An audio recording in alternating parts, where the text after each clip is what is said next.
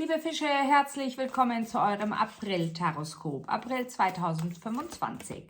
Schauen wir uns hier in diesen Videos an, wie sich der April gestalten möchte, was er alles für dich bereithält. Energetisch, praktisch, zwischenmenschlich. Was wird wichtig und ausschlaggebend? Jedoch aber auch, was wäre am besten ganz außer Acht zu lassen. Zu diesem Video wie immer bei mir eine Extended-Version. Den Link dazu findest du hier unterhalb dieses Videos in der Infobox. Bitte drück drauf, du wirst automatisch weitergeleitet. Die Fische im April. Wow!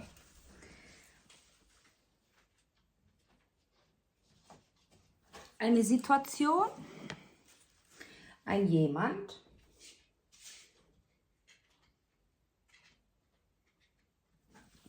Wiederholung. Ho, ho, ho. 3 Themenkarten fielen runter. Die runterfallen, sind immer die vehementesten. Ich glaube, zum nächsten Vollmond wird's recht unruhig.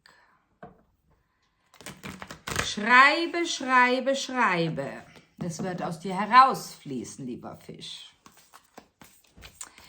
Gut. Schauen wir, ob noch Themenkarten kommen.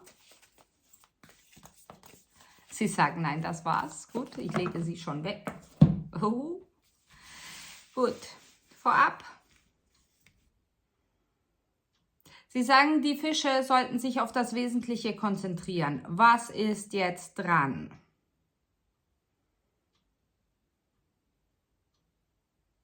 Die Themen können sich im April überschlagen. Themen, bei denen du hinsehen musst, freiwillig hinsiehst oder die einfach deine Aufmerksamkeit wollen.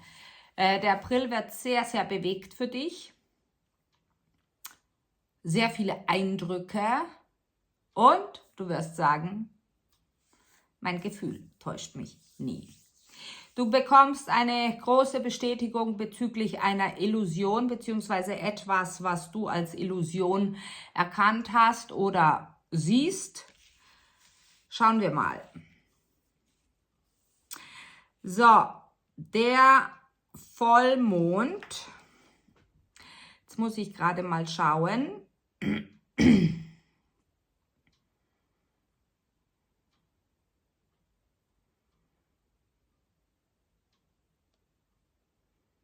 Ja, Sonntag, 13. April ist Vollmond. Also, beim Vollmond geht's rund. Sie sagen, mehr innerlich als äußerlich. Ich denke, es geht um deine Wahrnehmung, die dich niemals täuscht. Sie sagen, schreibe die Eindrücke auf, lass es los, lass es stehen. Du wirst diese Eindrücke zu einem späteren Zeitpunkt erneut brauchen. Gut möglich auch, dass du auf einen Menschen stößt, einen Menschen triffst, der sehr, sehr kommunikativ, sehr, sehr versiert ist. Ein Mensch, der sehr romantisch ist, ein Mensch, der weiß, wie, auf welche Art und Weise gezielt die Worte einzusetzen sind, um zu bekommen. Gut möglich auch jemand, der gut manipulieren kann. Doch ich denke, lieber Fisch, und dadurch wahrscheinlich auch ganz zu Anfang deine Wahrnehmung und dein Gefühl. Ja, schauen wir mal, vielleicht kommt später noch mehr in den Details mit dem Tarot heraus. Ich glaube auch, dass deine Wahrnehmung des Übersinnlichen dir Überraschungen bescheren wird, sei es, was du wahrnimmst in der feinstofflichen Welt, sei es mit deinen Mitmenschen. Schauen wir uns das Thema an, unter welchem Sternenthema dein April steht. Sie sagen, denk an die Gießkanne. wird für irgendjemanden da draußen schon wichtig sein.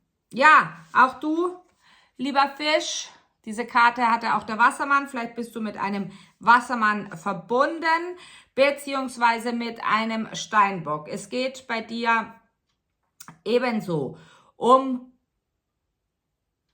das Toxische, um eine Sucht, um eine toxische Sucht. Vielleicht kommst auch du bei dir oder weist andere auf die ihrige toxische Sucht.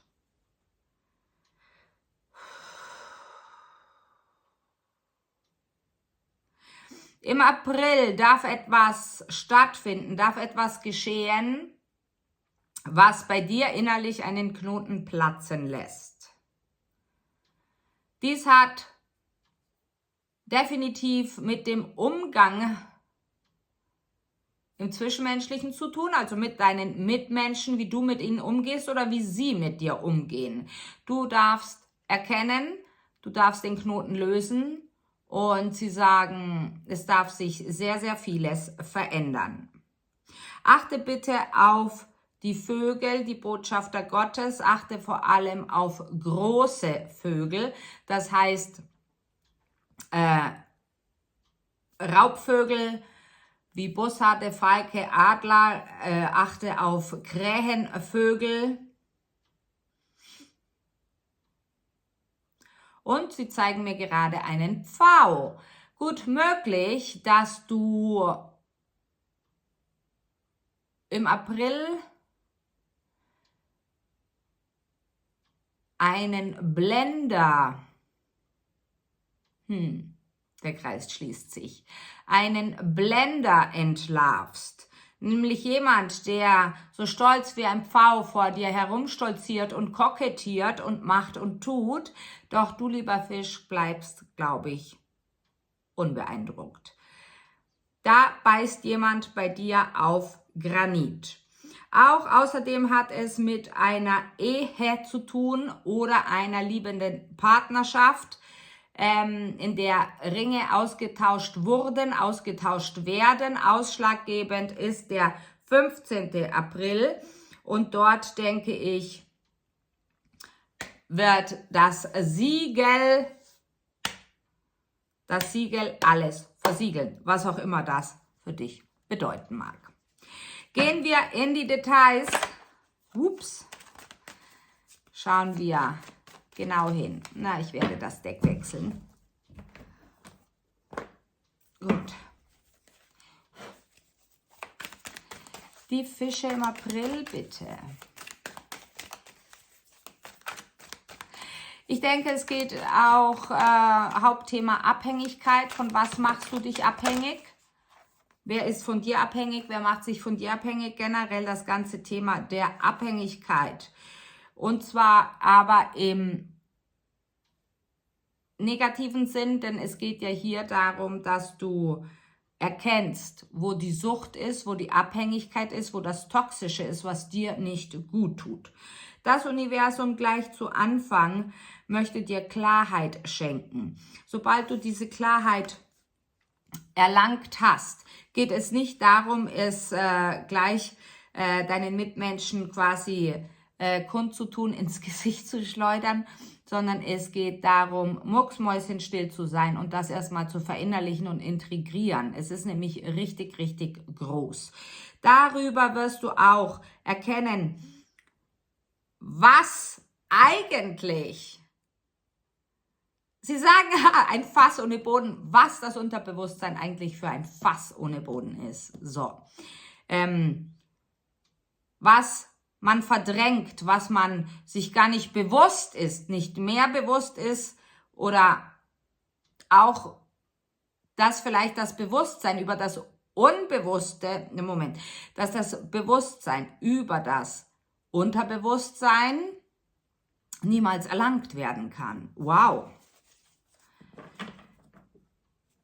Auch möchte der April dich darauf hinweisen, dass es jetzt darum geht, Nägel mit Köpfen zu machen.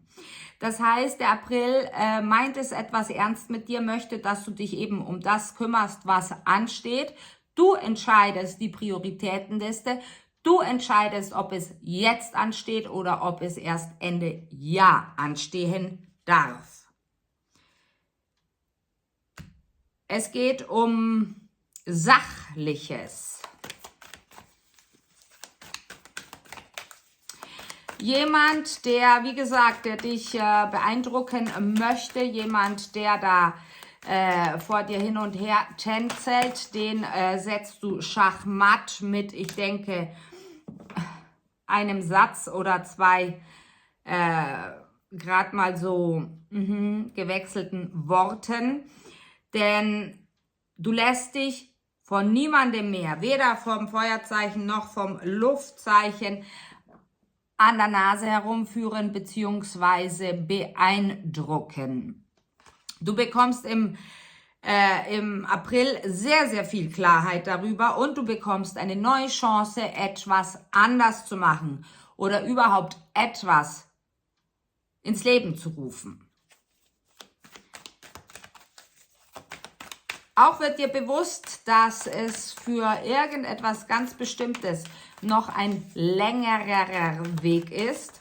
Du stellst sehr, sehr vieles in Frage, so nach dem Motto, ist das wirklich gut für mich? Brauche ich das wirklich? Ist es wichtig? Hat es Priorität? Also du siehst, der April, wahrscheinlich haben wir da wieder irgendwie den Saturn, genau, mit seinem Scheinwerferlicht auf uns. Der April möchte, dass du dich jetzt auf die wichtigen, wirklich wichtigen Dinge kümmerst. Sie sagen, was ist wirklich wichtig? Auch das ist relativ, ja, da haben Sie natürlich recht. Es geht ja auch darum, was dir wichtig ist, was für dich von Bedeutung ist. Gut möglich, dass die Vergangenheit noch einmal aktuell wird für dich. Vor allem eine Vergangenheit, die, wie kann ich dir sagen, unschön, sagen sie mir. Doch unschön, ja, vielleicht trifft es das am besten. Vielen Dank. Eine Vergangenheit mit jemandem kann, wie gesagt, Feuerzeichen sein, Luftzeichen, insbesondere Wassermann oder einem Erdzeichen, Jungfrau oder sogar einem Skorpion, also eigentlich mit allen möglichen, ganz egal, du wirst schon wissen, worum es geht, mit einer Vergangenheit, die für dich nicht harmonisch war, die für dich nicht friedvoll war. Dort wird es noch einmal Klärung geben, dieses Thema wird dir noch mal präsentiert. Du hast jetzt aber die Chance, nicht aus dem Schmerz heraus, sondern aus der Klarheit heraus Worte zu formulieren und an diesen Menschen zu richten. Es wird eine konfrontative Auseinandersetzung, doch wie gesagt, du entscheidest. Dies kann gut möglich um den 17. stattfinden. Doch es geht darum, zapfe an deiner Weisheit an, zapfe an deinem Wissen an und bitte um die richtigen Inputs in dieser Situation.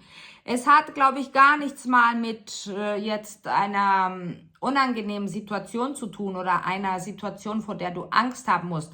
Vom Gefühl her ist es etwas, was sich entwickelt, wo du hineinschlitterst. Es ist jetzt einfach so und du wirst Worte der Klarheit finden.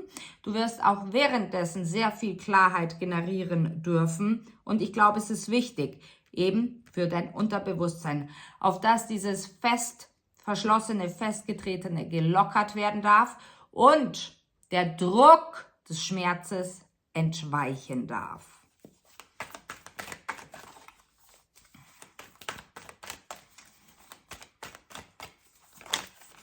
Ja, schau. Alles zu deinen Gunsten, alles zu deinem Vorteil. So soll es auch sein. Und ich denke, ist quasi, wie man so schön sagt, dieser Zahn gezogen, sind diese Worte, vielleicht des Schmerzes, der Bitterkeit, whatever, der Wut,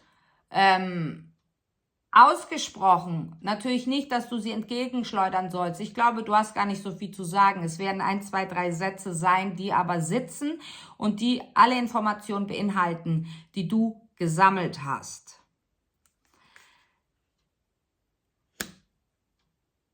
Ab der Ende 2., 3. Hälfte April, ab der 3. Woche April, wirst du zur Ruhe kommen, wirst du Leichtigkeit verspüren, wirst du Freude spüren, wirst du voller Freude sein und es darf ruhig werden, lieber Fisch, es darf ruhig werden. Du bekommst eine wunderbare Botschaft von jemandem, von dem du es nicht erwartet hättest, denn diese Botschaft kommt, gut möglich, von jemandem aus der geistigen Welt. Wir machen weiter im Extended. Bis gleich, wir freuen uns auf dich. Ciao!